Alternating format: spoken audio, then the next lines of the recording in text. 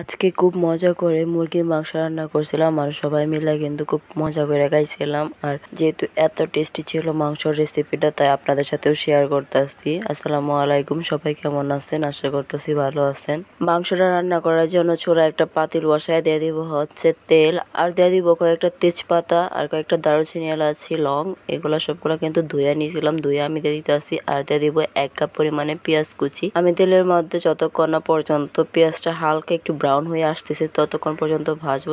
যখন পেঁয়াজটা এরকম হালকা হালকা ব্রাউন হইব তখন কিন্তু মশলাগুলো দিয়ে দিতে হইব। আর এটা কিন্তু একেবারে ব্রাউন করার দরকার নাই, কারণ আমি কিন্তু মশলাগুলো তেলের মধ্যে আরো বেশ কিছুক্ষণ ভাজবো। আর ভাজতে ভাজতে কিন্তু পেঁয়াজটা পুরোটাই ভাজা হয়ে যাবে। তো সবার প্রথমে আমি একটা রাঁধুনি রেডি মিক্স মুরগির মাংসের মশলা নিচ্ছি। এটা কিন্তু ছিঁড়ে পুরো মশলাটা দিয়ে দিতেছি। আর হচ্ছে দিয়ে দিব 3 চামচ মরিচের গুঁড়া, 1 চামচ হলুদের গুঁড়া, 1 চামচ ধনিয়া গুঁড়া, আর হচ্ছে 1 চামচ জিরা গুঁড়া, 1 চামচ লবণ, আর দিয়ে দিব 3 চামচ আদা রসুন বাটা। দিয়ে কিন্তু আমি সবগুলো তেলের মধ্যে প্রায় 2 মিনিটের মতো ভাজছি। আর তেলের মধ্যে মশলাগুলো ভাজলে কিন্তু যে মশলাটা কাঁচা গন্ধ থাকে এটা উইটা যায়, আর টেস্টটা কিন্তু অনেকটা বাইরে যায়। তো সবগুলো ভাজা হয়ে গেলে কিন্তু আমি দিয়ে দিব হচ্ছে পানি। আমি যে পাত্রে মশলাটা রেডি করছিলাম এই প্লেটটা ধুয়ে কিন্তু আমি পানিটা দিয়ে দিতে আসছি। দিয়ে আরো কিছুক্ষণ কষাই নিব মশলাটা। যখন পানিটা শুকায় যাবে আর তেলটা মশলার উপরে উঠে আসবে তখন দিয়ে দিব মাংসটা দিয়ে কিন্তু মশলার সাথে উল্টায় পাল্টায় মিশিয়ে নেওয়া লাগবো। ভালো করে মেশানো হয়ে গেলে ঢাকনা দিয়ে ঢাকা দেওয়া লাগবো। আর 6-7 মিনিট পর কিন্তু ঢাকনাটা তুইলা আবার নাড়ে চাড়ে মিশিয়ে নেওয়া লাগবো, তা না হলে কিন্তু নিচ দিয়ে মাংস